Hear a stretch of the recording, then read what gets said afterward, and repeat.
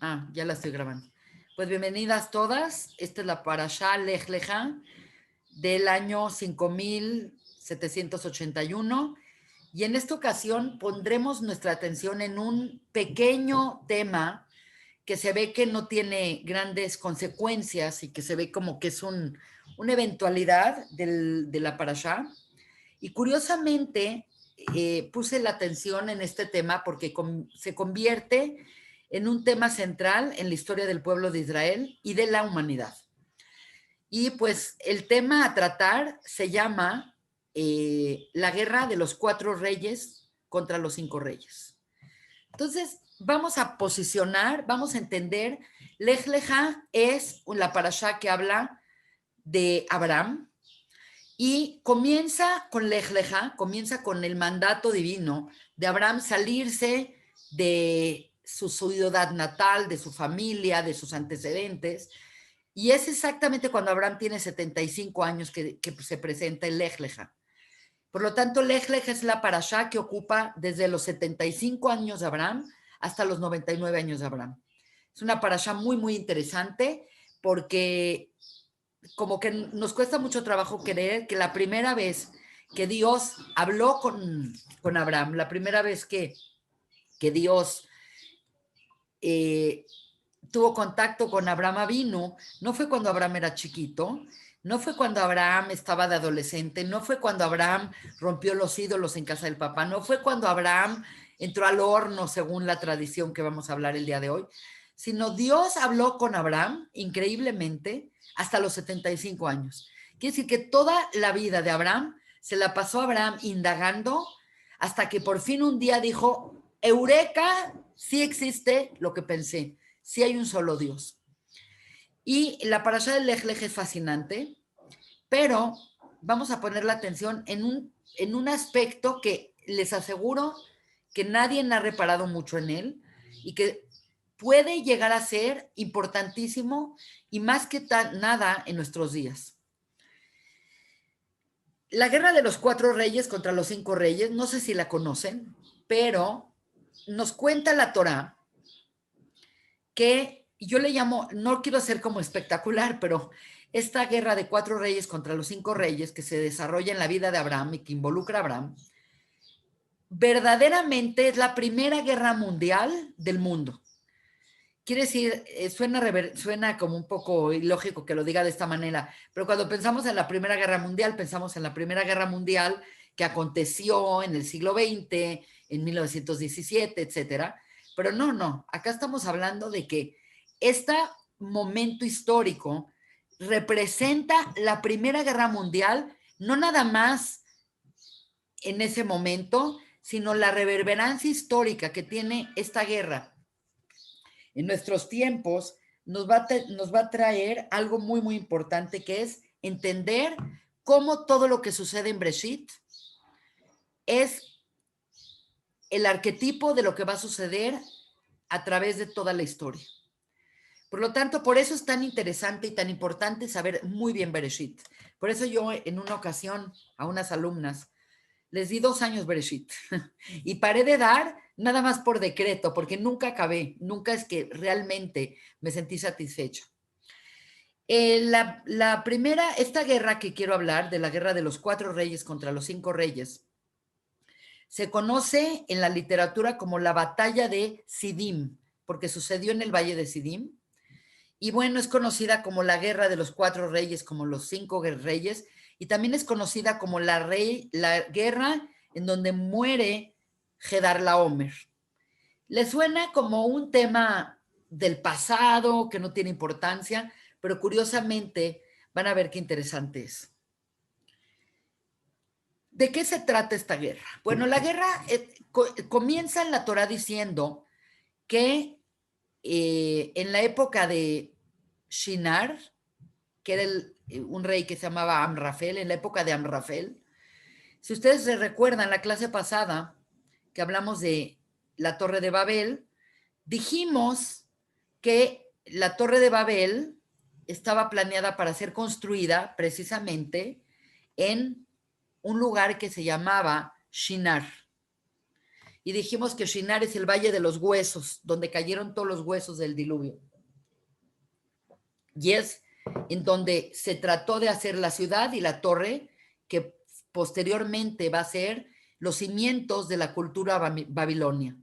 Y dijimos que el líder relacionado a la moción de hacer esta ciudad y esta torre eran ni más ni menos que Nimrod.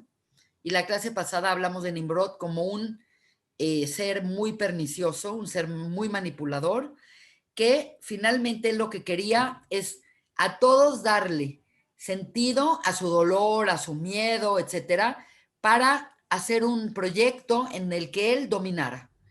Y él, dijimos, vamos a hablar mucho de él, pero dijimos que él tiene varios nombres en la Torá, y curiosamente es Amrafel, Melech Shinar, que aparece en la Torá, en los Midrashim y todo se llama Nimrod, vamos a ver los nombres, y en la cultura general se cree que es Hammurabi. Por lo tanto, los que han oído del código de Hammurabi, los que han visto la esquela de Hammurabi en Berlín, está en Berlín, la original, sabrán que todo comienza en la época de Amrafel Melech Shinar y cuentan que eran 4 reyes que dominaban la región. ¿Quiénes eran los 4 reyes? Acá los estamos viendo. Era Elam, era Gedarlaomer del reino de Elam, Amrafel del reino de Shinar, Arioch Melech del reino de Elazar y Tidal Melech Hagoim. Así presenta la Torá un bando y dice que este bando estaba teniendo un importantísimo poder en la región y crearon reinos. Y estos reinos dominaban a su vez a muchas naciones. Como antiguamente siempre vemos que hay un reino que domina a otras naciones. ¿Y cuáles son las otras naciones? Son estas 5. Estos son los 4 reyes y estos son los 5 reyes. La diferencia es que estos reyes son reyes de reinos y estos son reyes de naciones. Ahorita vamos a ver que es algo muy distinto. El rey Bela de Sodoma, el rey Bera de Gemora, el rey Shinaf de Atma, el rey Shemeber de Tseboyim y el rey Birsha de Tzoar. Curiosamente, estas ciudades llamadas Sodoma, Gomorra, Atma, Tseboyim y Tzoar son precisamente las que en la siguiente parashá Dios destruye. Entonces vamos a ver en retrospectiva cuál era el conflicto. El conflicto es que estas 4 reyes eran reyes que tenían un dominio importante en la región y tenían subyugados a estos reyes junto con muchos otros. Y pedían, obviamente, cuando te subyugan, se imponen, hay un deseo de imponer impuestos y de imponer la cultura, etcétera, etcétera. Y la Torá nos cuenta, estos son los antecedentes históricos, que durante 12 años los 5 reyes conocidos como reyes de naciones pagaban tributo a los 4 reyes de reinos. En el año 13, los reyes, empoderados por uno de ellos, que es Gedarlaomer, se levanta contra los 4 reyes y dicen, ya no vamos a pagar más impuestos. Esto es una cosa que vamos a ver que históricamente siempre pasa lo mismo. Y atacan los 4 reyes a unas naciones que no son precisamente estas. Y dice la Torah que atacan a los Refaim, a los Uzim, a los Jorim, a los Amalequim y a los Amorim.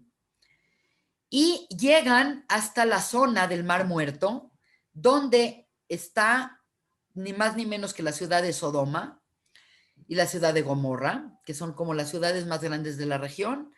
Y estos reyes van arrasando con los pobladores y cuando llegan a Sodoma, cautivan a Lot. Lot es el sobrino y es el cuñado de Abraham Avinu. Y es su discípulo y es casi su hijo, porque finalmente hasta este momento Abraham era estéril. Abraham tuvo hijos hasta los 100 años.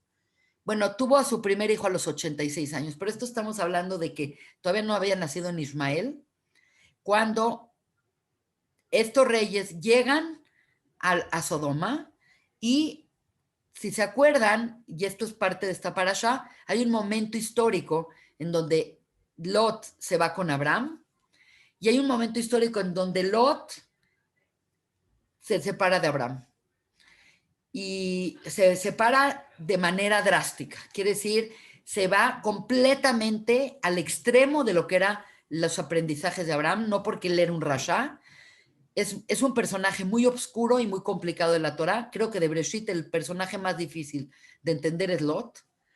Pero lo que sabemos es que Lot se fue a vivir a Sodoma.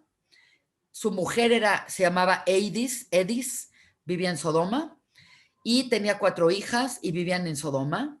Y lo interesante es que estos 4 reyes de los reinos fueron y captivaron a Lot y lo secuestran con sus pertenencias. Por lo tanto, en el momento que toman a Lot, provocan que Abraham, que está en esa región, se involucre en la guerra. Por lo tanto, empieza una guerra entre 4 reyes, que son los reyes de reinos, con 5 reyes, que son reyes de las naciones, y Abraham Avinu toma partido por los 5 reyes de las naciones, por los reyes de Sodoma, Gomorra, Zeboim, Adma y Zoar. Y por lo tanto, pues la pregunta, estos son los antecedentes y vamos a seguir hablando qué sucedió. En ese momento Abraham Avinu recluta 318 hombres. Dicen que Abraham estaba en la región de Aner y Eshcol. Aner y Eshcol son 2 gigantes. Acuérdense que hay los gigantes de Kiriat Arba, de Hebrón. Es más, se llama Kiriat Arba porque había 4 gigantes y después sabemos por qué hay 4 tumbas. Es un tema muy interesante esa región, hasta el día de hoy, muy conflictiva. Y es muy interesante que Abraham recluta hombres para ir a proteger y para ir a salvar a Lot. La batalla se lleva a cabo en el valle de Sidim, por eso se llama la batalla del valle de Sidim. Y curiosamente la Torah nos cuenta que el ataque fue durante la noche y Abraham se pone del lado de los 5 reyes. En esa batalla muere Laomer, que es uno de los reyes de reinos. Abraham libera a los cautivos, rescatan a Lot, toman botín de guerra. El rey de Sodoma, junto con Malchizedek, que era el rey de Salem, que es Shem, a lo mejor están hechas bolas un poco con los nombres, pero es muy interesante, van con Abraham y hacen un brindis de victoria y le agradecen a Abraham que se haya involucrado y agradecen a Abraham que hayan acabado con el dominio y con los impuestos y con el terror de estos reinos y le ofrecen a Abraham no nada más liberar a Lot y no nada más devolverle sus cosas, le ofrecen a Abraham, quédate con un poco del botín de guerra o quédate con el botín de guerra en agradecimiento que gracias a que tú te metiste ganamos la guerra. Y Abraham dice, no quiero ni una agujeta de ustedes y no quiero que piensen que yo los beneficié a ustedes. Por lo tanto, quédense ustedes con lo que quieran, úsenlo para lo que quieran. Y es muy importante que Abraham rehúsa contundentemente a recibir ningún beneficio. Termina la historia, termina con la victoria de los 5 reyes sobre los 4 reyes, con la muerte de Laomer, y los otros reyes se retraen, aunque son mucho más poderosos, no se rinden. Entonces acá vamos a hacer varias preguntas bien importantes. Primero que todo, ¿por qué Abraham se involucra? La verdad es que Abraham es un ser que por lo general pensaremos que es muy pacífico, porque Abraham, y como lo vamos a ver en las siguientes clases, Abraham deja de ser el papá de Isaac o del papá de Ismael, deja de ser ese personaje familiar para convertirse en una figura arquetípica, en una figura que va a ser hasta el día de hoy el Af el prototipo, el arquetipo del Gesed. La vida de Abraham se vuelve el sinónimo de entender el Gesed en el mundo. Por lo tanto, cada vez que invocamos Gesed y vez que queremos aprender Gesed, lo tenemos que aprender de Abraham Avinu. La palabra Av es patriarca, pero también la palabra Av es categoría arquetípica de algo. Y Abraham es el Av del Gesed. Y por definición, Gesed es pacífico, amoroso, cuida. ¿Qué es esto de una patriarca como él entrando a una guerra? ¿Y por qué se mete a la guerra? Ahora, ¿por qué se mete a la guerra? Si sabe que son unos inmorales y terribles los pobladores de Sodoma, Gomorra, y el hecho es que la siguiente parasha vamos a ver que Dios los destruye. Y no es que los destruye de un día de la noche a la mañana. Sabemos claramente que eran malos, que eran egoístas, que eran anti-Gesed. ¿Cómo Abraham se pone de su lado, siendo él una persona completamente antitética de ellos? ¿Por qué tomó partido Abraham y no nada más se involucró en la guerra? No es que, bueno, dijo, estoy a favor de este, yo le voy a este. No, no, no. Se ve que es determinante en el curso de la guerra y en el curso del resultado de la guerra y en el curso de que este grupo de 5 combatió a los de 4 y ganó el grupo de 5 contra los de 4, se ve que lo más determinante fue el involucramiento que tuvo Abraham. Por lo tanto, pues la pregunta es, ¿por qué entró a la guerra? ¿Por qué alguien como él entró a la guerra? ¿Qué ganó de entrar a la guerra? Entonces, la primera contestación es que pues entró porque le tocaron algo, una fibra delicada, que es Lot, es su sobrino. Aunque su sobrino ya no era un niñito, su sobrino ya había tenido sus diferencias con Abraham, se separaron y la separación entre Lot y Abraham fue muy drástica porque Lot se asqueó de Abraham. Es algo que tenemos que entender que como Abraham era puro Gesed y Abraham antes del Brit Milá era un Gesed irracional. El Gesed de Abraham se va cambiando con la historia de Abraham y con las 10 pruebas, los 10 nisionot que le da Dios. Quiere decir, Abraham, antes del Brit Milá, hacía Gesed en manera ilimitada, lo cual es terrible. Porque cuando tú le resuelves a alguien todo y le das todo, no lo dejas ser y no lo dejas formarse. Eso lo sabemos muy bien las mamás, los papás, cuando vemos que a los hijos se les da Gesed hasta cierta edad y después se les tiene que aplicar el din. Y sin din, el Gesed se vuelve un arma de destrucción. Desgraciadamente, Abraham, hasta este momento, él todavía no tenía el mandato del Brit Milá, y por lo tanto, la vida de Abraham hasta el Brit Milá es una vida de desequilibrio en el Gesed, es una clipa en Gesed. Por lo tanto, todo lo que pasa antes del Brit Milá requiere una rectificación. Y obviamente, por eso les digo que una persona como Lot estaba al lado de Abraham y se sentía como un parásito. Se sentía como un parásito porque Abraham lo mantenía, Abraham lo educaba, Abraham le daba, Abraham todo. Entonces llegó un momento que Lot, y con lo que significa su figura, dijo, yo me voy a ir exactamente al opuesto de vivir con Abraham. Y por eso se va a vivir a Sodoma. Es una pregunta muy dura. Imagínate que estás con Abraham Avinu y decides irte a vivir al lugar donde hay menos Gesed en el mundo y donde la midá es din por din, puro din. Es la clipa en din. Entonces hay que entender acá muy bien que Abraham no le importó la separación y dijo, es mi sobrino, es mi sangre, es mi cuñado también, es hermano de Sari Meinu, Lot, por lo tanto voy a entrar a la guerra.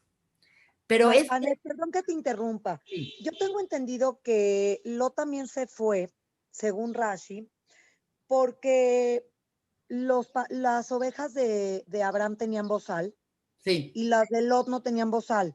Sí, Lot quería, decía, si de todos modos te van a dar esta tierra y es tuya, pues ya empieza con tus pastizales. claro.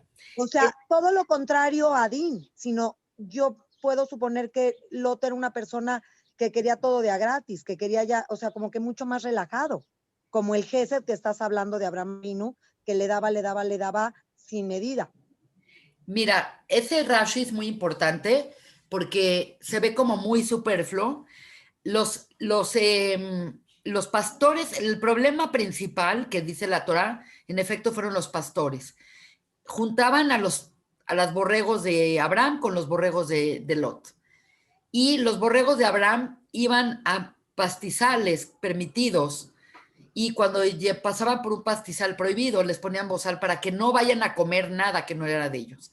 Quiere decir, los de Abraham eran educados bien por Abraham. En cambio, los de Lot les valían, no tenían ningún tipo de miedo de meterse o de culpabilidad de meterse en propiedad privada y aprovecharse de eso, como eran muy irreverentes con la propiedad privada. Ese fue un problema que hizo que hubiera fricción entre ellos. Pero Pero Hazal, ahí me estás hablando de un Gesed.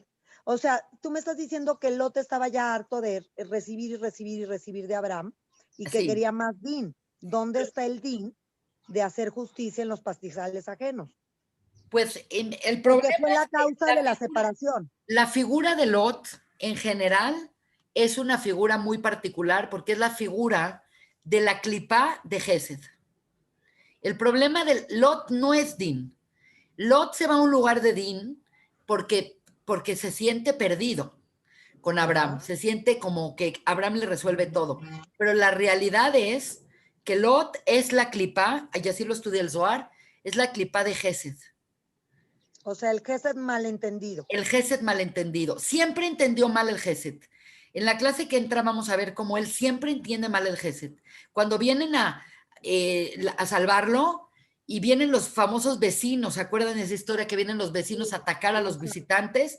Dice, tomen a mis hijas porque no vaya a ser que maltraten a mis invitados. Entonces es una locura. Imagínate que tú dices, violen a mis hijas, pero no vayan a tocar a los invitados. Él entiende siempre malas cosas. También por eso se mete con sus hijas, porque hay un problema ahí de entendimiento de Gesed. Pero volviendo a Lot, volviendo a lo que... Perdón, Sí, Anet. no, no hay problema. Gracias. Es un tema importante. Entonces, ¿por qué entra a la batalla? Pues por Lot. Ahora, la Torá no nos dice por qué entró a la batalla. Obviamente lo lógico es que entró porque Lot era cautivo y pues se puso de lado de los que estaban protegiendo a Lot. Era un ciudadano de Sodoma y pues aparentemente ahora, los Jajamim dicen muy distinto.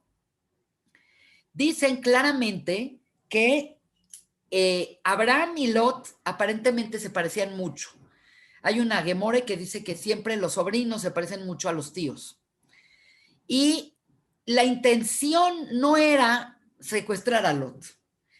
La idea era secuestrar a Abraham. La idea es involucrar a Abraham. Aparentemente, aunque tú lo ves como una guerra que está sucediendo por allá entre naciones y batallas y todo, en el fondo las guerras siempre tienen una razón. Es como, la verdad, así abiertamente se los puedo decir.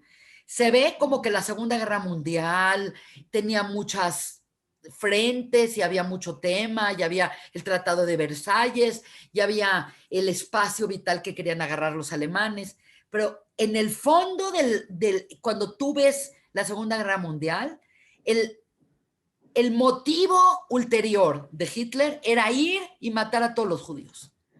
Entonces ahí te das cuenta cómo tú estás viendo un esquema gigante que las naciones, que los Balcanes, que las nacionalidades, que el movimiento nacionalista, que la unificación alemana, que la unificación italiana, y estás viendo todo eso y de repente dices, ¿y qué tiene que ver los judíos? ¿Qué tiene que ver los judíos de Salónica? ¿Qué le importa a Hitler y Marchemont que están los judíos en Grecia o que estén los judíos en Libia o que estén los judíos en Marruecos? Y entonces te das cuenta que hay algo que no cuadra. No cuadra porque hasta hubo momentos donde prefirió seguir matando judíos que salvar a su gente. Lo mismo sucede acá. Tú estás viendo una guerra gigante y de repente dices, ¿Qué tiene que ver Abraham? Entonces, lo interesante es que Abraham era el motivo de la guerra. Esto es lo que muchas veces no podemos entender. No es que Abraham se metió porque sin querer secuestraron a Lot. Se ve que había que meter a Abraham como dé lugar a la guerra. Y entonces vamos a entender de dónde viene este concepto. Obviamente, cuando vemos cómo empieza el relato, dice, era en la época de Amrafel, el rey de Shinar, que sucedió una guerra entre 4 reyes y 5 reyes. Entonces, definitivamente la parasha pasada, terminamos diciendo que el líder de esta torre de Babel, el líder de este movimiento de querer unificar y de querer controlar y querer hacer una sociedad artificial, no era nadie más que no era Nimrod. Por lo tanto, Nimrod es un personaje bien complicadito que sale en Breshit, porque de pronto se llama Rafael, de pronto se llama Nimrod, y en la literatura universal existen muchos antropólogos que lo llaman Hammurabi. Y obviamente desde el punto de vista Hammurabi ya no suena que él tenía un código, entonces si hay una confrontación, ya no es la confrontación de quién es este niño, Abraham, o quién es este personaje. Se vuelve el archienemigo de Abraham, se vuelve Nimrod. Por lo tanto, es muy interesante porque nadie en la Torah nos cuenta de Abraham hasta los 75 años. Lo único que nos dicen es que venía de Terach y Terach venía de Shem. Por lo tanto, sabemos la línea, pero todo lo que sabemos de Abraham Avinu, de su infancia, de que rompió los ídolos, de que empezó a cuestionar a la gente por qué creían en estatuas y por qué creían en ídolos y por qué creían en naturaleza y por qué eran paganos, todo eso es un midrash y no aparece en la Torah. Entonces, lo que sí sabemos, y el midrash más famoso de la infancia de Abraham, es cuando Abraham, lo deja su papá Terach a cargo del negocio, que era un negocio de ídolos. Y Abraham fue y rompió todos los ídolos. Cuando llegó el papá, le dijo, ¿qué hiciste? Le dijo, es que este ídolo mató a este ídolo y este ídolo mató a este ídolo. Y el papá le dice, ¿cómo crees? No, los ídolos no hacen nada. Le dice, entonces, ¿cómo puedes tú creer en los ídolos? Por lo tanto, esto se volvió como importante a nivel espiritual, a nivel ideológico. Esto no fue cualquier cosa. De pronto se levantó un muchacho y va en contra completamente de todo lo que era la cultura de Babel, la cultura de Nimrod.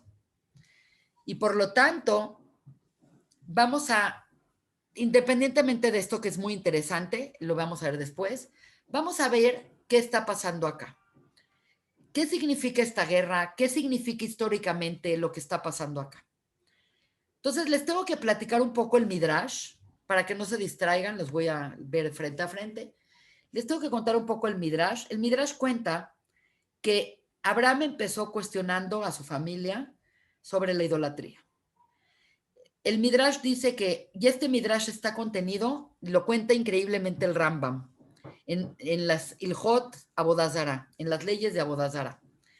Cuentan que Abraham no se hizo de un día al otro monoteísta. Abraham es un niño inteligente que nació siendo politeísta, nació con papás politeístas, la mamá era politeísta, el papá era politeísta, el papá es Terach, la mamá es Amatlai Bat Carnevó, y tiene Abraham otros dos hermanos, uno es Nahor y otro es Harán, y comienza Abraham una búsqueda intelectual, filosófica, que le va a llevar años y decenas de años hasta perfeccionarla. Y durante el camino, él fue descartando que era Dios. Dijo, Dios debe de ser el sol, porque es lo más potente, es lo que nos da vida, lo que nos calienta. En la noche dijo, no, debe ser la luna. De pronto dijo, no, debe ser la lluvia, no, debe ser la naturaleza, no, debe de ser esto. Y fue descartando a través de un método inteligente, filosófico, fue descartando que no era Dios, hasta que llegó a la decisión que Dios tenía que ser un ser único que estaba por encima de la creación. Y por lo tanto, en el camino, Él nació en una ciudad llamada Ur-Kasdim. Si vemos qué es Ur-Kasdim, Ur-Kasdim, dijimos la clase pasada, la palabra Ur-Kasdim significa la ciudad del horno. Horno. Es increíble, pero Ur-Kasdim.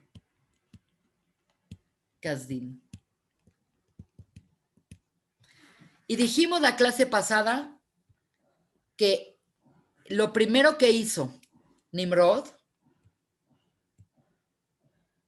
es hacer un horno para hacer los tabiques. No hay nada que no esté contenido. ¿Por qué quiere hacer tabiques? Porque quería hacer una sociedad artificial que no dependiera de Dios, porque los tabiques los hace el hombre. Por lo tanto, él hizo un horno para hacer esta ciudad y esta torre, y cuando la lengua se confundió, que Dios bilbel et aleshonot, por eso se llama la ciudad Babel, porque Babel viene de mebulbal, que viene de revuelto. Entonces, acá lo interesante es lo siguiente. El Nimrod hace un horno para hacer tabiques, para hacer la ciudad y para hacer la torre. Dijimos que la ciudad es Jochma, la torre es Binah, de un árbol de la vida negativo. Por lo tanto, la gente se va, y por eso se llama la Dor Aflagá, porque Aflagá significa que se dispersaron, la generación de la dispersión, pero dijimos que en el lugar que hicieron eso es Shinar, y ahora nos hablan de un rey llamado Am-Rafel, Melech Shinar, y el Midrash evidentemente nos dice que cuando Abraham empezó a predicar el monoteísmo, el rey Am-Rafel, que no es otro que Nimrod, que ahorita vamos a ver que son palabras idénticas, nada más que una es en arameo y una es en hebreo, decide agarrar a Abraham y meterlo en el horno. Y le dice, vamos a ver si tu Dios te salva. Y sabemos perfectamente que metió a Abraham en el horno y salió ileso. Después dijo, ¿quién más sigue a Abraham? Y es increíble, pero el hermano de Abraham entró. Tiene un hermano que se llama Harán y tiene un hermano que se llama Nahor. El siguiente hermano entra y se muere y queda fulminado. Por lo tanto, los hijos de ese hermano es Sara y Lot. Por eso es que Abraham se siente responsable y adopta a Sara y adopta a Lot y se acaba casando con Sara. Por lo tanto, esta es una historia muy importante, muy compelling, en el sentido de que sabemos que acá hay ya un rollo. Nimrod odia a Abraham y la guerra comienza con la narración que Amrafel, el rey de Shinar, junto con los otros tres reyes, toman posesión de una guerra y se involucran en una guerra. Por lo tanto, estamos claramente viendo que el problema viene orquestado por este rey y la intención de este rey siempre es terminar con Abraham. ¿Por qué? Porque nosotros vemos acá una guerra de impuestos, una guerra de tratados, una guerra de territorios, y lo que no estamos viendo, que es lo más importante, es evidentemente no estamos viendo que se trata, como siempre, de una guerra ideológica, de una guerra espiritual, de una guerra de ideas. Porque al final de cuentas, siempre la gente se va por, no es el territorio, y si le das el territorio va a estar contento, pero finalmente, siempre es una guerra, las guerras tienen ideologías, y la gente da su vida y se mata por sus ideologías. Tú no convences a la gente de ir a la guerra y dar su vida por ganar 3 centímetros de tierra o por tener un borrego más. Es una ideología y esa ideología la tienen los líderes y la gente nada más va por sacar spoils, por sacar ventajas materiales. Y una de las importantísimas reayot que tengo para esto es porque en la Torá, la primera vez que le llaman a Abraham Ibrí, es en esta guerra. Y entonces, el concepto de Ivrí es fundamental para entender el trasfondo espiritual que existe en esta guerra. Ustedes saben que a los judíos nos llaman israelitas, nos llaman judíos, nos llaman hebreos, ¿ok? ¿Por qué nos llaman de diferentes maneras? Y obviamente esto es nada más repaso para entender históricamente qué significa cada una de estas cosas. Obviamente el primer subtítulo que tiene el pueblo de Israel es Ivrí. Entonces, nos pueden llamar de tres maneras principalmente. Hebreo, que en ivrit es Ivrí. Nos pueden llamar israelitas, que es Israel. Y nos pueden llamar judíos, que es por Judá. Ok. Históricamente, tú no puedes llamarle hebreos o no puedes llamar judíos porque depende de la época en que tú quieres posicionar al pueblo de Israel. Entonces hay que entender por qué Abraham, y pongo Abraham sin H, es Ivrí. Entonces quiero explicar, esto es sumamente importante. Abraham se llama Ivrí y es la primera vez que llaman hebreo a un descendiente de Abraham, porque Ivrí significa del otro lado.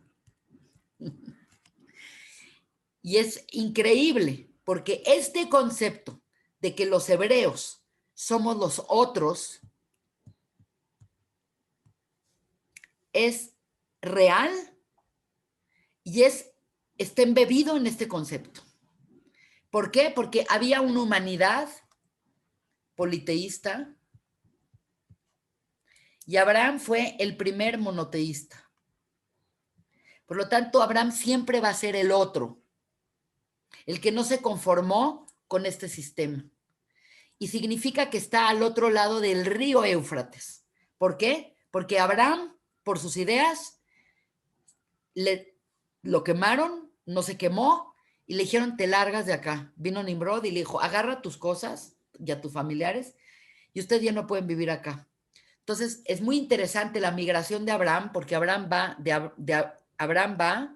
de Ur Kasdim, va a Harán, que es Siria, y Lej Leja es cuando se va de Siria a Canaán. Por lo tanto, la vida de Abraham sucede. Su nacimiento fue en Ur Kasdim, que es Babilonia, Irak, Shinar.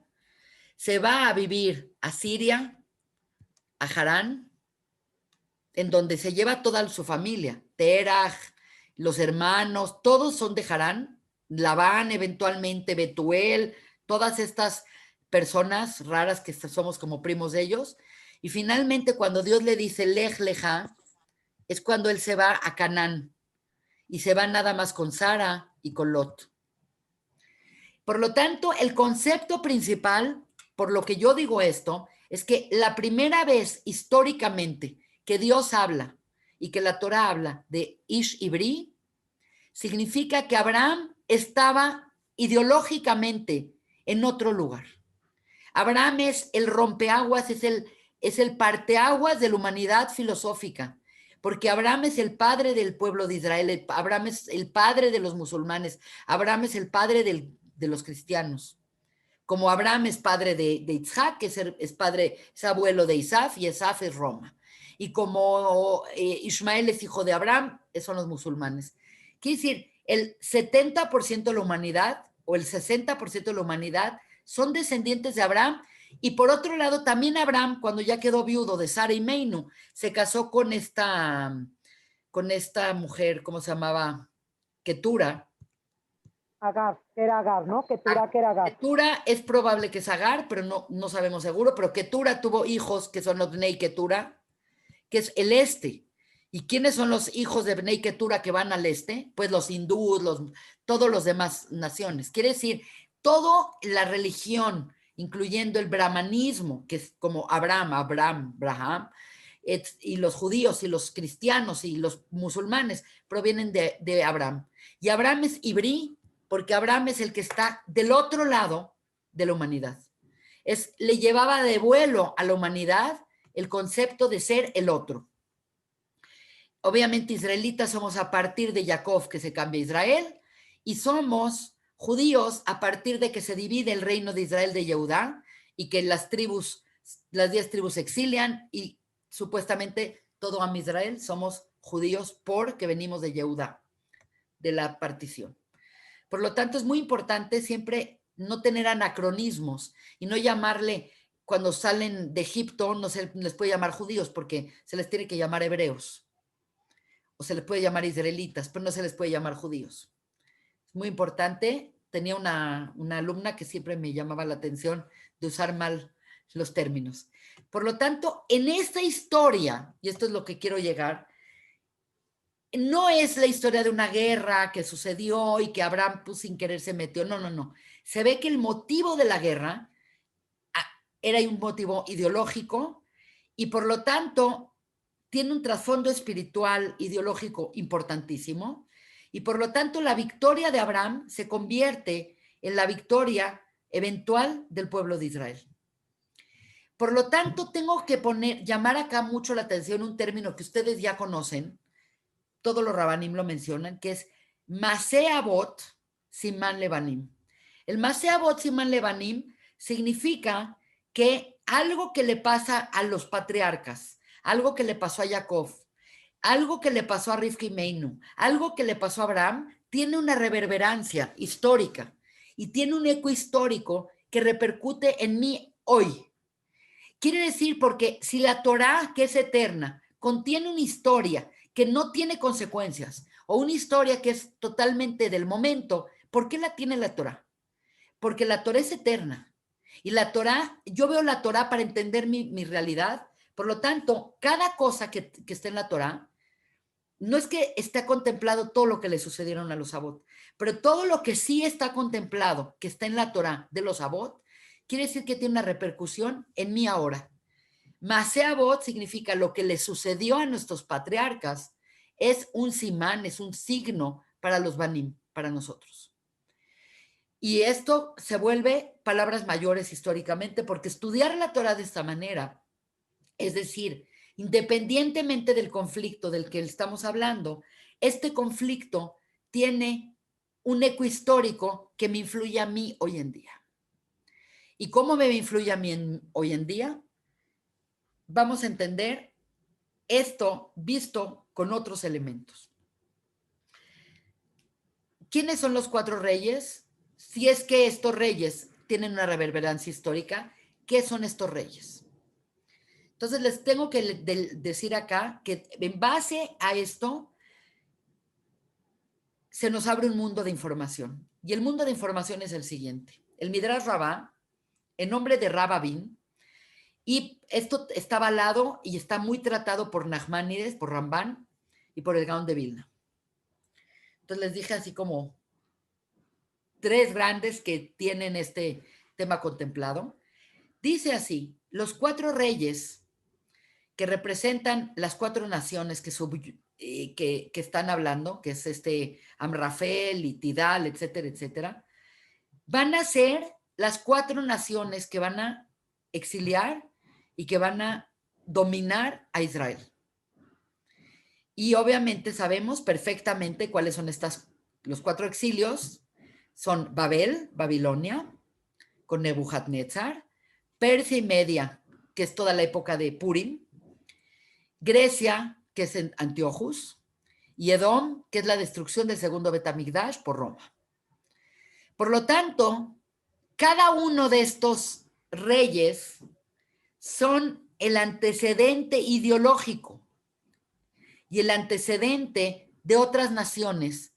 Y dense cuenta que la historia del pueblo de Israel se podría estudiar a través de sus galuyot. ¿Por qué? Porque el pueblo de Israel se forma en el galut, en Egipto, Y Egipto es la madre de todos los exilios. Y estos 4 exilios es la historia completa de Amisrael. Por lo tanto, ¿quién es Amrafel? Dijimos Amrafel es Nimrod. Amrafel es el rey de Shinar y es la base de la cultura babilónica. Por otro lado, ¿quién es este Gedarlaomer que muere en esa batalla? Gedarlaomer es el rey de Elam, que arqueológicamente, históricamente, antropológicamente, va a ser la base de la cultura de Persia y Media, que estamos hablando de Darío y de Ahasverosh y de Ciro. ¿Quién es este rey Elazar de Arioch? Dice, es Grecia, que es el imperio griego que atosigó y casi el pueblo de Israel se muere por los Yevanim. ¿Y quién es el último rey? Tidal, rey de los Goim, que es Tidal, rey de las naciones. Y dicen los Jajamim, ¿qué son las naciones? Edom, que es Roma, que Roma se extendió a tantas naciones. Esto lo menciono porque esto es tema para muchas clases. Yo di un curso completo que hablaba de, quiero compartir con ustedes una pantalla para que vean esto, porque esto tiene una importancia intelectual, una importancia histórica impresionante. Vean esto. Dice el Midrash Rabbah que el pueblo de Israel estaba predestinado para vivir con otras culturas, para vivir en el Galut.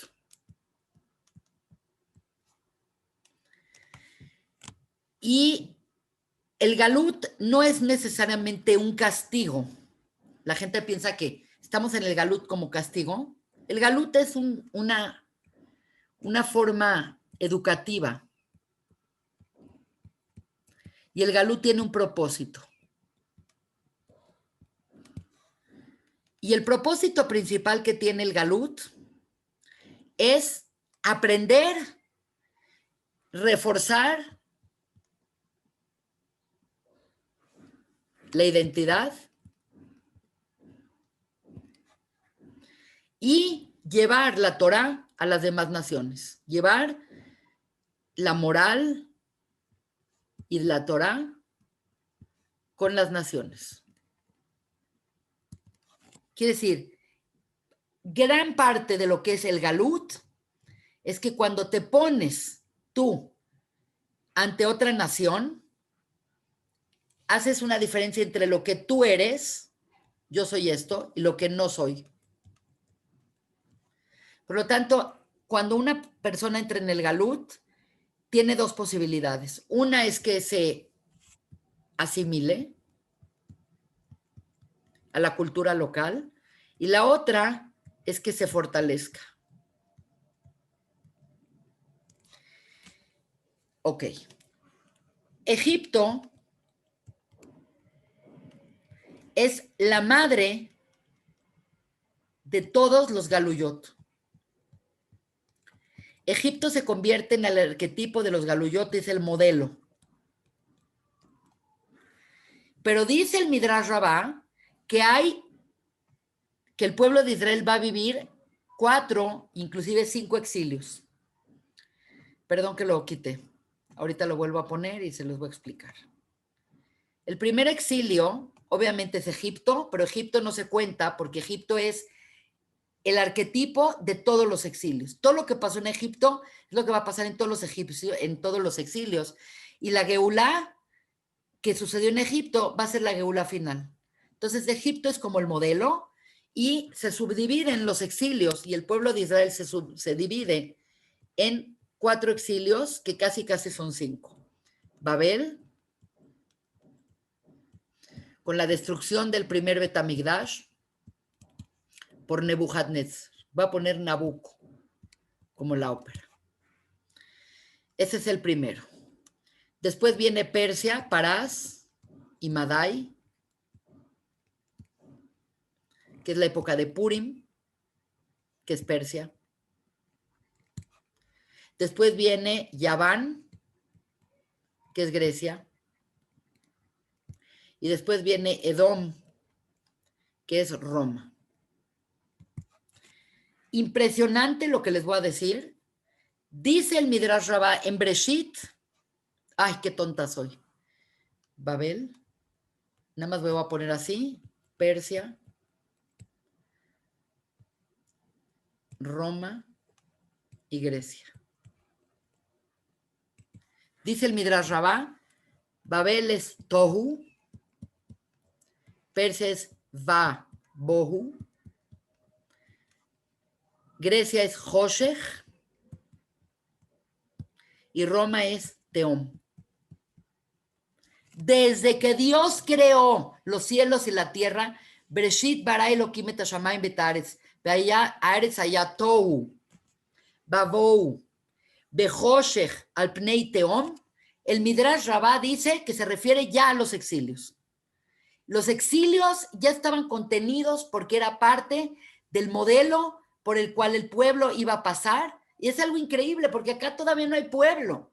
Estamos hablando del cosmos y estos nos están hablando de historias.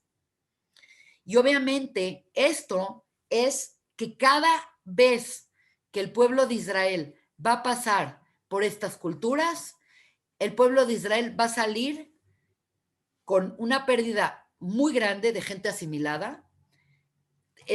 La proporción casi siempre es 80% se asimilan y 20% salen bien. Pero los que salen bien, salen con una identidad tremenda. Igual que en Mitzrayim, que salieron una quinta parte de los que habían. Por lo tanto, lo que tenemos que entender es que esta guerra es, y por eso tuvo que entrar Abraham en esta guerra, porque Abraham tuvo que meterse en la historia a salvar la integridad de su pueblo.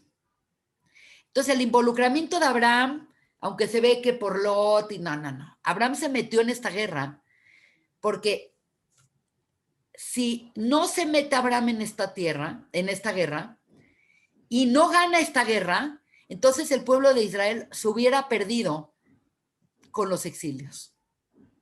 En cambio, Babilonia destruyó el primer Bet Hamikdash, pero se reconstruyó el segundo Bet Hamikdash. Entonces, de Babilonia salimos mal, pero también salimos bien. Al final de cuentas, la comunidad de Babilonia hasta el siglo pasado fue una comunidad importantísima. La principal obra monumental del pueblo judío de estos años es el Talmud Bablí, mucho más importante que el Yerushalmi. Las grandes academias de Sura, Pumbedita, todo sucedió en Babilonia. Entonces el judaísmo se fortaleció, claro que se fortaleció. Llevamos nuestra cultura a otra cultura. Lo mismo sucedió en Persia. Nos salvamos en Purim y regresamos, se formó el segundo templo,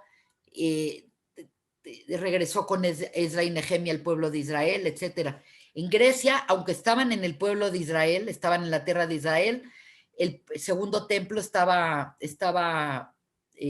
deteriorado y obviamente Roma destruye el segundo templo. Entonces, cada uno de estos reyes representa esta cultura y por eso tenía que venir Abraham a atacarlos y acabar con ellos. Entonces, si entendemos esto, estamos hablando de un tema mayor. Estamos hablando de un tema mayor. Estamos hablando que el futuro del pueblo de Israel se ve involucrado en esta guerra y cómo Abraham se involucra en esta guerra y cómo Abraham prevalece en esta guerra. Entonces, es muy sorprendente el involucramiento de Abraham. Entonces, en este momento, ya entendemos qué son los reinos, los 4. Y ya entendemos por qué Abraham se va en contra de ellos. Porque si no se va en contra de ellos, ya como pueblo ya hubiéramos desaparecido. Y puedes entender toda la vida de Abraham y cada sueño que tuvo y cada cosa que tuvo como un simán levanim, como algo que va a reverberar históricamente y nos va a llegar hasta hoy en día. Es tan importante esto que no sé si saben, pero la profecía de Daniel, no sé si conocen la profecía de Daniel, Daniel tiene un sueño y Nebuchadnezzar tiene otro sueño. Y los dos sueños son compatibles. El sueño que tuvo Nebuchadnezzar y el sueño que tuvo Daniel es que vieron un coloso que tenía la cabeza, tenía la cabeza de oro, tenía el tronco de plata, tenía las piernas de bronce y tenía los pies hasta de tierra. Y en la misma sueño tuvo Daniel con la visualización de un león. Esto fue lo que vio Nebuchadnezzar, un coloso gigante, cabeza de oro, cuerpo de plata, bronce y hierro, y en los pies vio barro. Y lo que vio Daniel fue un león, un oso, un leopardo, que es un namer, y un tipo de monstruo gigante con cuernos y todo, que era esto, y finalmente clay, que es como barro. Y lo más increíble es que esto que vieron ambos, lo vieron en la época de Babilonia. Y proféticamente, ¿qué significa? Lo dijo Daniel, el león, que es la cabeza de oro, es Babilonia, Persia es el oso. Si quieren, un día vemos por qué soñó con esas figuras y por qué uno soñó con personas y el otro con animales. El otro es, el bronce es Grecia y el hierro es Roma. Y el clay, la arcilla, es Ismael. Por lo tanto, el pueblo de Israel ha vivido Babel, Madai, Parás, Yaván, Edom, Ismael. Es exacto. Y esas son los 4 reyes. Entonces ya podemos pasar ahora qué son esas naciones. Es muy interesante que la guerra de 4 reyes con 5 reyes, dicen 4 reyes de reinos y 5 naciones. Y curiosamente, yo les invito a que lean el texto. Siempre que hablan de naciones en la Torá, no es lo mismo una nación que un reino. Un reino significa que tiene un poder enorme y que influye completamente en la cultura. Nada más piensen en Roma. No sé si no han ido a ningún lugar de Europa que no haya algo romano. Un acueducto romano, una barda romana. Yo cuando fui, por ejemplo, a Inglaterra, llegué a York, que está lejísimos de Londres, y había unas ruinas romanas. Y cuando vas a Alemania hay ruinas romanas. Y cuando fui a Praga hay ruinas romanas. Cuando vas a Viena hay ruinas romanas. ¿Por qué? Porque estas naciones, estos reinos, no nada más se limitaron a dominar su región, sino se expandieron. Grecia se volvió, toda Europa se volvió griego. El norte de África se volvió griego. Lo mismo sucedió con Persia, que dicen que Ahasverosh era rey Miodu Atkush, que son 127 naciones. Por lo tanto, es importantísimo entender la diferencia entre un reino y nación.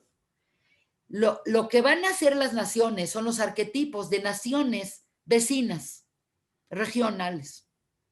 Por eso es muy interesante que en el camino de estos reyes que iban a ir a atacar y que iban a ir a secuestrar a Lot o lo que sea, dicen que en el camino fueron atacando a las ciudades, a las naciones que estaban por ahí, y nos dicen increíblemente que pasaron por ciertas naciones y nos hablan que pasaron por, creo que una de ellas era los amoritas y otras eran los amalequitas. Y nos cuesta mucho trabajo entender esta desfase histórico porque sabemos que Amalek es un nieto de Isaf. Entonces no entendemos de dónde son los amalequitas si no habían nacido. Amalek es un nieto de Isaf, es un hijo de Elifaz. Por lo tanto, cuando pasan para ir a atacar a Sodoma y Gomorra, estos reyes, dicen que atacan a los amoritas y atacan a los amalequitas. Y el concepto, y dice Rashi, y dicen los Jajamim, y dice el Ramban, Nachmanides, dice que lo que nos están diciendo es que siempre va a haber naciones pequeñas, regionales en esa zona, y es idéntico hablar de las naciones que habían en la zona de Sodoma y Gomorra, que hablar de las naciones que habían, por ejemplo, en los pueblos cananitas, que estaban poblando Canaán antes que el pueblo de Israel. Por lo tanto, es símbolo uno del otro. Lo importante aquí es que estos 5 reyes que va a favorecer a Abraham, la siguiente parashá, Dios destruye esas naciones, esos reyes, por su maldad. Pero, por ejemplo, cuando la Torá habla de que Canaán tenía 7 pueblos que vivían en ella antes de que entrara el pueblo de Israel, ¿de qué pueblos están hablando? Vean qué interesante. Los cananitas, 1, los gititas, 2, cananitas, 3, amoritas, 4, girgashitas, 5, perisitas, 6, y jivitas y yebushitas, 7. Por lo tanto, es idéntico hablar. Naciones no es lo mismo que reinos. Y lo que quiere el reino es una cosa contra el pueblo de Israel, y lo que quiere una nación es otra. Lo que quieren las naciones es, la estrategia de las naciones es impedir que Israel se establezca en la tierra de Israel, en la tierra prometida. Por lo tanto, siempre que Israel va a ir a meterse en Israel, por ejemplo, cuando salen de Egipto, van a ir a la tierra de miel y de leche. ¿Y quién los ataca? Amalek. ¿Quién los ataca? Los vecinos que están ahí. ¿Por qué? Porque la finalidad de las naciones, como arquetípico, es impedir que Israel se establezca en la tierra de Israel y que se gobierne por las leyes de la Torá y que hagan el Betamigdash. La finalidad de las naciones es distinta que la de los reinos. Entonces quiero ahorita poner muy, muy claro esto, porque históricamente vamos a entender cuándo atacan unos y cuándo atacan otros. Vean qué interesante. Los reinos, dijimos que son Babel, Parás y Madai, Yaván y Edom. Y las naciones pueden ser indistintamente los amoritas, los yebusitas, los amalequitas, Sodoma, Gomorra, etcétera, etcétera, etcétera. Y cada uno tiene problemas con Israel por otros motivos. Los reinos, como lo vimos, quieren imponer su ideología y cultura. Cuando llegaron los griegos a Israel, dijeron, son cultos, son maravillosos, hay que llevarles, hay que helenizarlos. La guerra de los macabeos no fue una guerra contra Grecia, fue una guerra entre judíos helenizados y judíos religiosos. Quiere decir, no es nada nuevo. Edom querían dominar. ¿Y qué quiere Edom? Eventualmente volver al pueblo judío cristiano. Ahora conviértanse, ahora son las cruzadas, ahora son la Inquisición. Quiere decir, la imposición del reino es qué cultura manda, tu cultura, mi cultura, es un clash cultural. En cambio, las naciones tienen otra agenda. Las naciones quieren impedir que Israel entre a la tierra de Canaán y que forme el pueblo, que forme Israel en Israel, y por lo tanto lo que quieren es que no se establezcan. Por lo tanto, aquí podemos entender que tenemos diferentes enemigos. Hay enemigos ideológicos, culturales, todo el deseo de que se tienen que convertir los judíos, todo el deseo de que ahora los judíos no pueden rezar, no pueden cuidar Shabbat, no pueden circuncidarse. Este es un concepto del dominio mental de ellos, pero esto es mucho más de tipo territorial.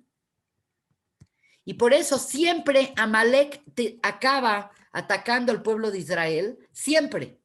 Cuando Israel va a volver a ser el Bet Hamikdash y va a tomar la tierra. Ahora les voy a decir una muy mala noticia. Lo peor no es tener a estos o tener a estos. Lo peor es cuando este se junta con este. Y les voy a poner un ejemplo. El ejemplo es el siguiente. Vamos a pensar en Purim. En Purim, hablé como mi esposo estudia Gemara, en Purim, los judíos ya habían sido exiliados por Nebuchadnezzar y vivían ahora, Babilonia cayó y entró el dominio persa y meda.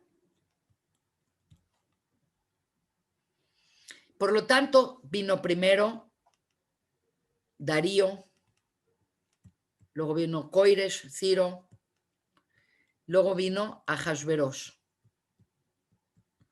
que es Arta, Jerjes,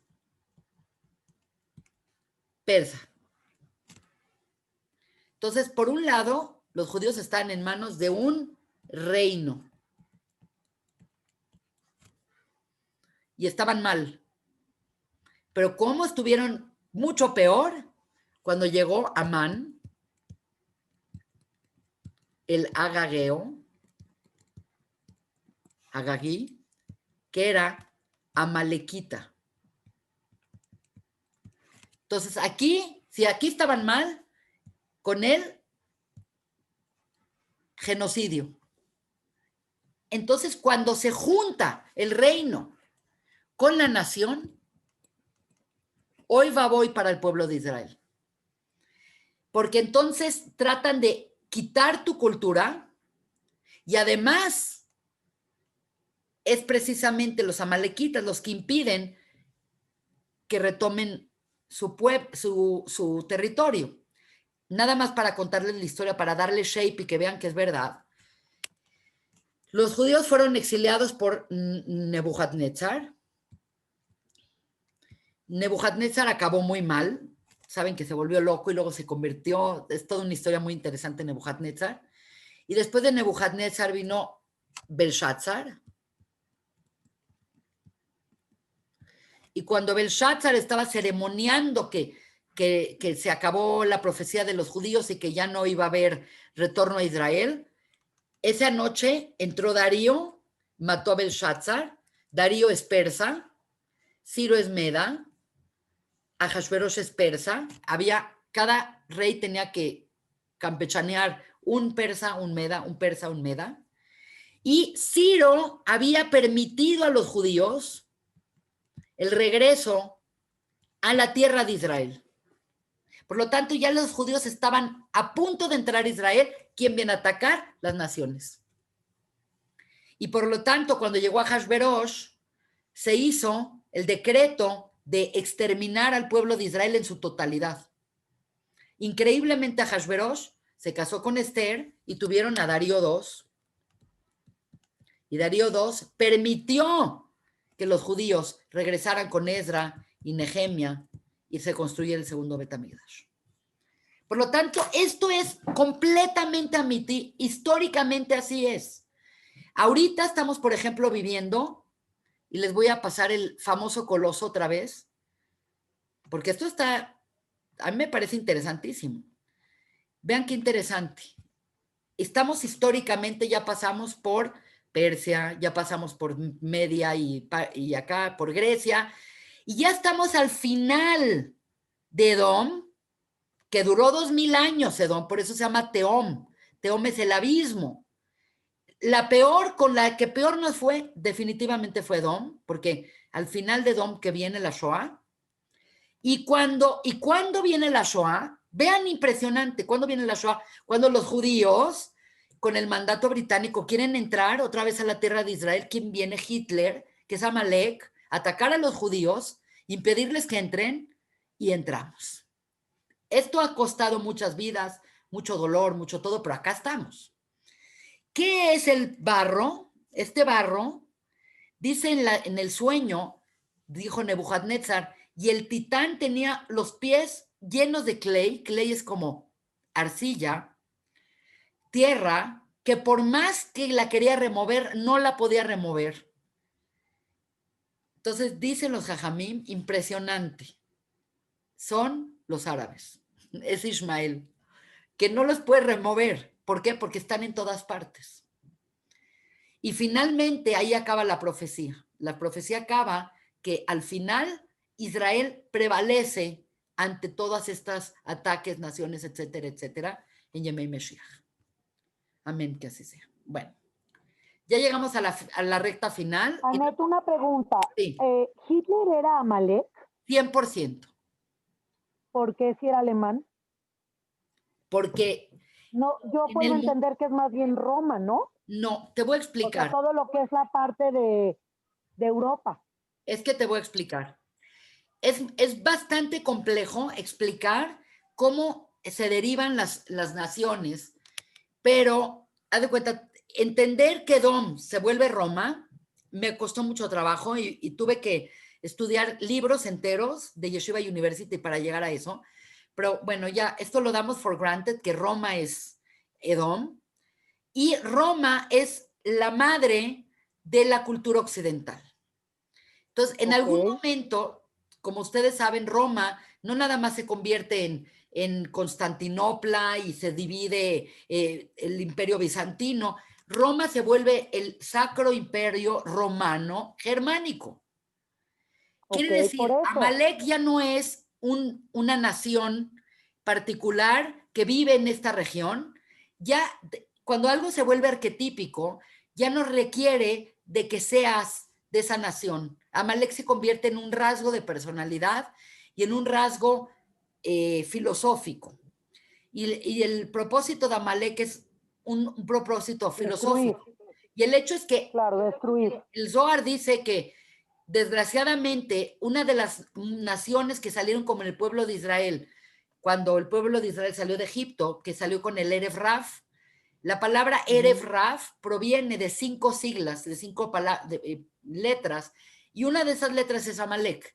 Lo que está diciendo es que el pueblo de Israel está metido con Amalek en las entrañas. No crean que Amalek es el otro. Amalek es una forma de pensar de la cual también el pueblo de Israel no está exenta, que en su momento vamos a estudiar qué es lo que quiere Amalek. Ahora les voy a decir algo impresionante. Hasta ahorita todo lo que hablamos es Midrash, un poco de Gemore, de este y Rashi y Ramban y esto. No hemos hablado del Zohar, esta clase es de Zohar, pero sí tengo que dar el punchline de esta historia, porque el Zohar, yo lo abrí, el Zohar acá lo tengo, y lo abrí en Parashat Lech Lecha, y cuando vi la Parashat Lech Lecha dije, a ver, ¿qué dice de la guerra de los 4 reyes con los 5 reyes? Y dice algo que es demoledor. Para muchos esto les va a sonar, ahora me metí en un tema muy complicado, pero es lo que se llama, el Zohar llama a la guerra de los 4 reyes con los 5 reyes, Shvirat HaKeilim, la ruptura de las vasijas. Entonces, es un tema muy complicado, es un tema que yo estudio desde hace años y entiendo muy poco, pero es muy interesante. El mundo fue estructurado, como sabemos, a través de 10 sefirot, de 10 mamarot, de 10 energías con las que Dios permeó todo, y todo fue creado con las letras hebreas y cómo se acomodaron las letras hebreas. El concepto de Shvirat HaKeilim es un concepto primordial en la creación del mundo. Y supuestamente Shvirat HaKeilim, y se los tengo que explicar de manera muy volátil, muy rápida, porque no me puedo capitalizar en eso, pero vamos a tratarlo de entender de esta manera. Shvirat HaKeilim es una de las etapas cosmológicas, cosmogónicas de la creación. Quiere decir, en términos muy, muy generales, Dios creó un espacio vacío de la luz divina, y eso es lo que se llama la teoría del Tzimtzum. Entonces, Dios estaba en la periferia, Dios estaba en todo, y creó un espacio vacío, y ese espacio vacío en Kabbalah se llama el halal. Halal es cavidad.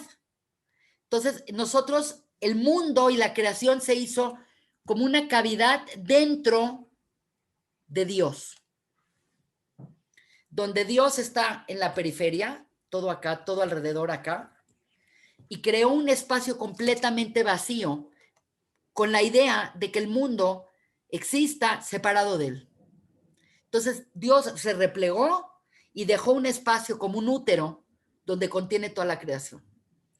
Por lo tanto, este espacio vacío fue Dios replegándose a través de 10 enunciados.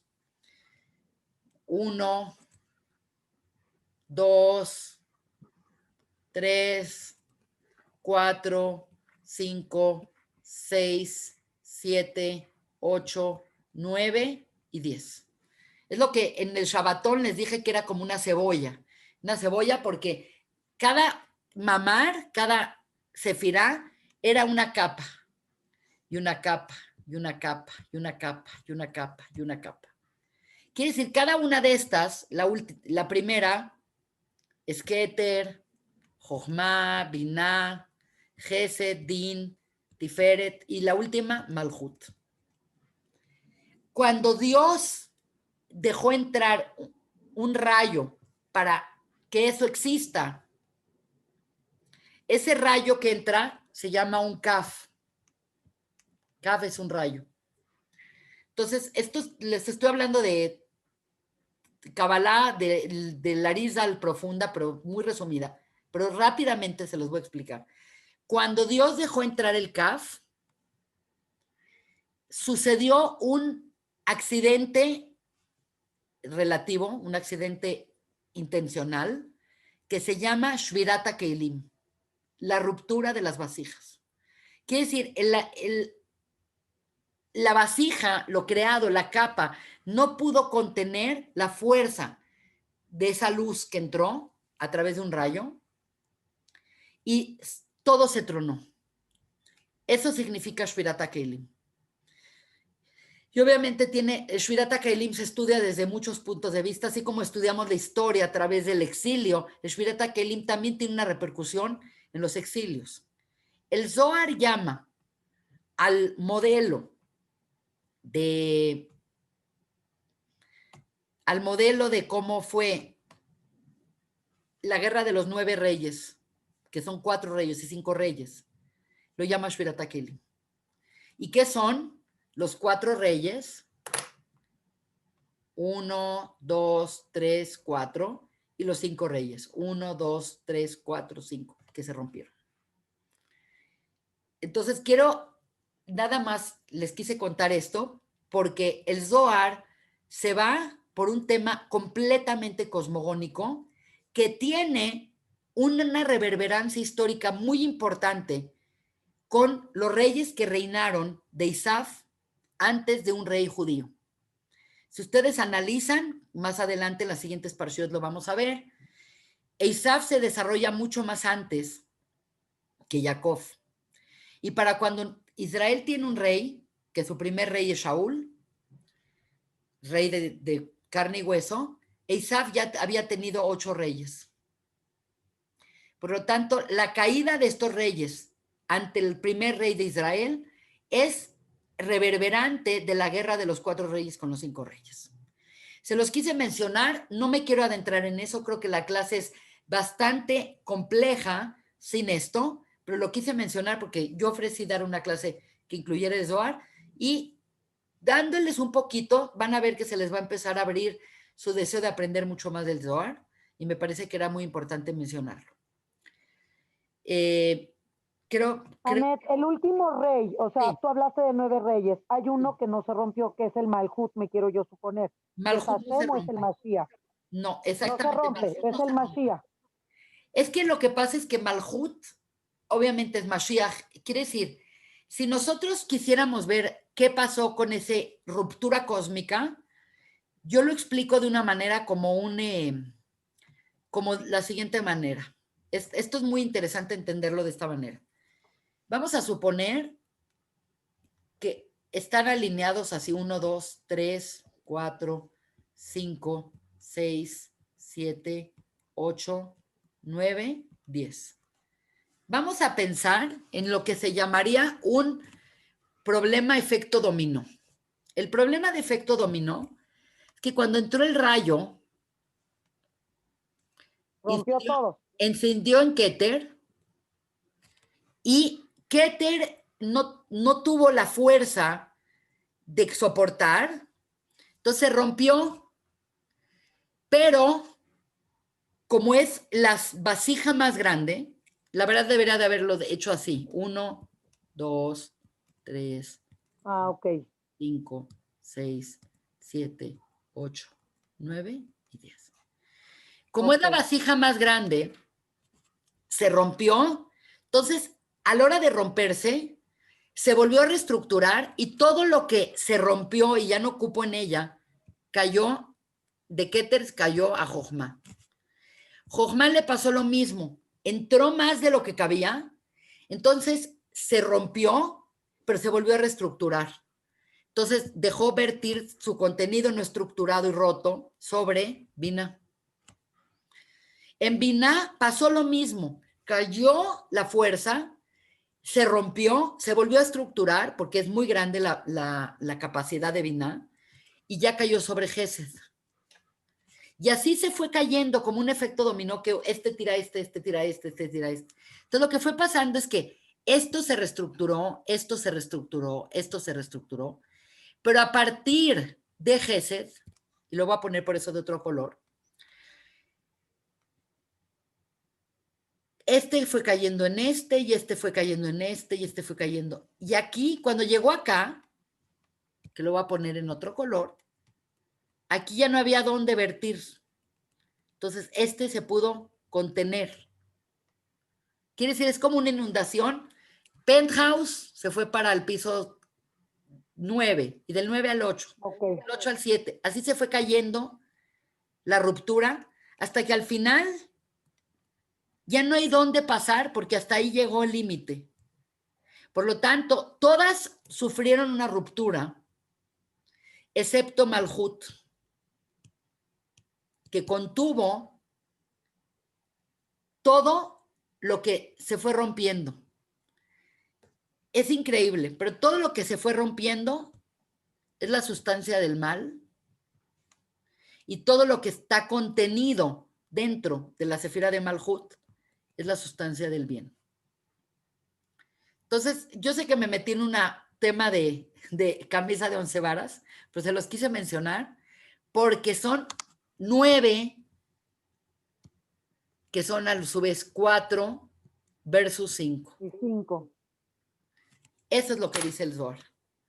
Wow. Obviamente, para que nosotros podamos entender esto, nos falta estudiar mucho, pero pues hay que empezar. Hay que empezar. Está increíble, gracias. Está increíble. Así Muy que buena ahora explicación. quisiera abiertamente que me pregunten, no sé cómo les parece esta clase, es una clase complejísima, pero interesante. ¿Qué opinan? ¿Qué comentarios tienen? ¿Tienen dudas? ¿Tienen algún comentario, alguna pregunta?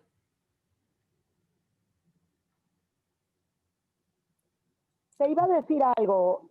Tiene que ver, haz de cuenta, obviamente, dentro de los 5 con los 4 reyes. Sí, Keter Jochma Binah, me quiero suponer que es Abraham con los 4 reyes que pelean con las otras 4 sefirot. sí. La verdad es que es muy difícil que lo entendamos porque tiene que ver con el Citra Draja y el otro lado, etcétera, etcétera. Claro, claro, Pero a lo que claro. me refiero es que sí tiene tiene una importancia gigante, pero me quedaría muy satisfecha si ustedes entienden el trasfondo histórico de cómo contar la historia judía a través de esta historia. El concepto de cómo hemos tenido, es que piensen que hemos estado con las culturas más importantes de toda la historia, cuando la cultura fue en su cúspide. Haz de cuenta, no estamos, no es que fuimos a Egipto cuando Egipto estaba destrozado, fuimos a Egipto cuando Egipto estaba en su apogeo, estuvimos con Grecia cuando Grecia estaba en su apogeo, estuvimos en Roma cuando Roma estuvo en su apogeo, estuvimos en Persia cuando Persia estuvo en el apogeo. Quiere decir que teníamos que tener contacto con esas culturas para formarnos como pueblo y llevarles nuestra enseñanza, y ellos nos tuvieron que confrontar para que nuestros valores se reforzaran y saliéramos del exilio victoriosos. No nada más es una prueba de una trampa que te mete Dios, no, es un sistema en el que nos puso Dios para reforzar nuestra identidad y salir victoriosos de esa identidad. Claro. Qué bonita clase. Interesante, ¿verdad? Bueno, increíble. Quisiera que me pregunten a alguien más, no sé si tengan alguna duda, Anita, Olga, Janet, Raquel Musán, Reisi, Tania, please. Una pregunta yo. Ahorita que al final que estabas enseñando los 10 sefirot y que se caían todas al Malhut y de ahí se quedaba el bien, pero también salía el mal. ¿El mal de dónde viene si son sefirot? Se supone que son... Te voy a decir una cosa que oí de otro maestro que me encanta. El mal es el bien, pero fuera de lugar. Ok, como demasiado gesed, más o menos, algo así. Cuando dentro del, ¿cómo se llama? Dentro de la vasija se contiene algo, eso es bien. Pero en el momento que la vasija se desborda o se rompe, lo que sale es el mismo bien, pero cuando no está contenido, el mal se vuelve mal por no tener contenedor. Ah, wow. Es un concepto increíble. Entonces, una de las definiciones cabalísticas del mal es que es el bien, pero en un lugar erróneo. Ok. Y no controlado. Entonces, o sea, no en el momento, no en su lugar. Exactamente, que no está en su lugar. Entonces, siempre la clipa es mal. La clipa de algo es, muchas veces la clipa puede ser algo que rodea al bien, pero cuando ya se vuelve muy numeroso, es muy buen ejemplo el de la nuez. Piensen en una nuez, de estas nueces que ahorita estuvieron tan de moda de Castilla, ¿no? Ok. La nuez está dentro y es deliciosa. Esta es la nuez. Para que tú llegues a la nuez, tienes toda esta cáscara que tienes que romper. Esa cáscara es una clipa.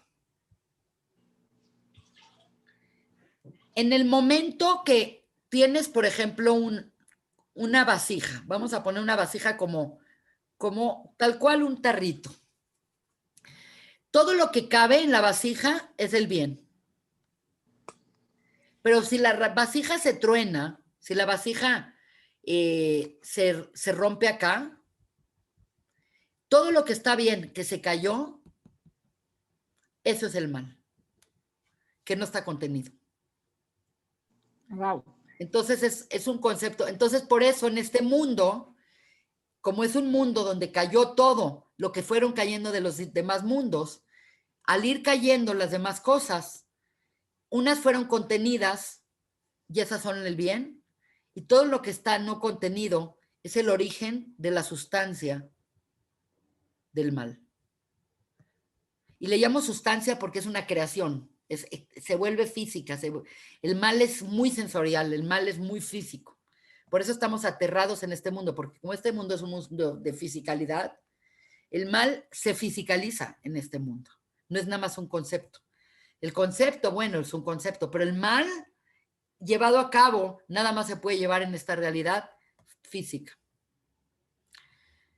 Es un tema mayor el tema del mar. Es un tema fascinante.